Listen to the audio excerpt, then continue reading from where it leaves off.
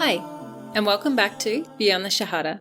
I'm Shaban, and this is your realistic guide to Islam. In part 1 of this conversation, we talked about the challenges of parenting during Ramadan. Now in this bonus episode, we're diving into part 2, where we're tackling a topic that's equally important, but often goes unspoken.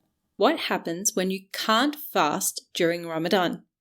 Whether it's because of pregnancy, breastfeeding, medical reasons, or something else, this is a reality for so many of you, and it comes with its own set of struggles, emotions, and, let's be honest, a whole lot of guilt. So, let's talk about it. Let me set the scene. It's Ramadan and everyone around you is fasting.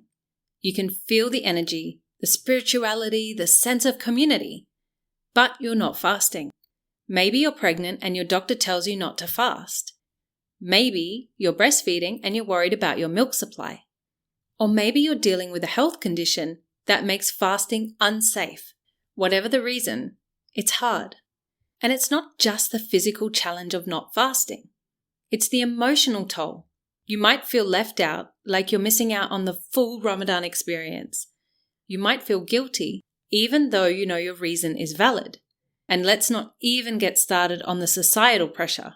The side glances, the unsolicited advice, the questions about why you're not fasting. It's a lot. But here's the thing. Not fasting for valid reasons isn't just allowed in Islam, it's actually part of Allah's mercy.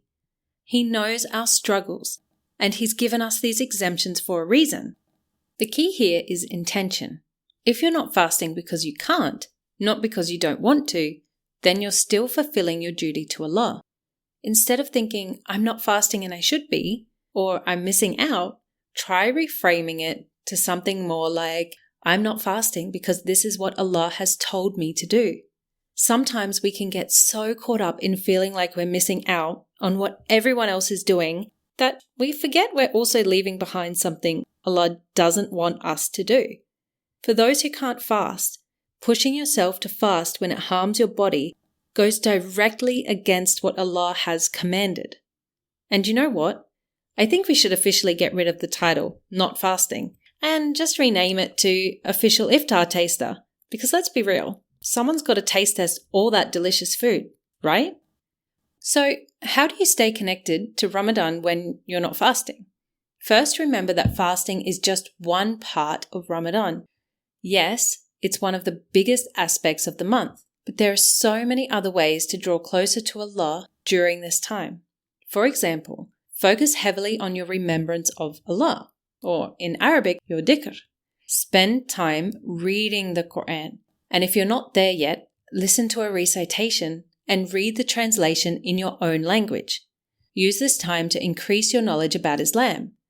There are so many amazing resources out there, podcasts, books, lectures, online classes, you name it, that can all help you grow spiritually, even if you're not fasting. Another beautiful way to stay connected is by contributing to iftars. Let's be real, those who are fasting are often struggling both physically and mentally. Preparing a meal for them not only helps them, but also earns you immense rewards. Our Prophet Muhammad, peace and blessings be upon him, said, "Whoever gives food for a fasting person to break his fast, he will have a reward like theirs, without that detracting from their reward in the slightest." And how amazing is that? Now, all of this sounds great in theory, but let's talk about the reality. When you're not fasting, it can feel like everyone has an opinion about it. People might question you, give you unsolicited advice, or even say things like, "Oh, my cousin's friend's sister had that same thing and she fasts just fine." Even if their intentions are good, comments like these can bring so much guilt and shame, making you feel like an outcast or that you're doing something wrong. And if you're one of those people making these comments, please make sure to check your intention, as you don't want to be inadvertently erasing all your good deeds. But here's the truth. People will always have opinions. Their judgment doesn't define your relationship with Allah. Only you know what's best for your situation, and Allah sees everything. He knows your struggles, your intentions, and your efforts, and He is the most merciful and the most just. I think that's where I want to leave this today. I didn't want to have this as a big episode, but I felt it was really important that I had to include this, especially after what I have been seeing online, and I just think it's so important to be actually discussed about. So to wrap this up, if you're not fasting this Ramadan, know that you're not alone. Know that it's perfectly okay. This month is far more than just fasting.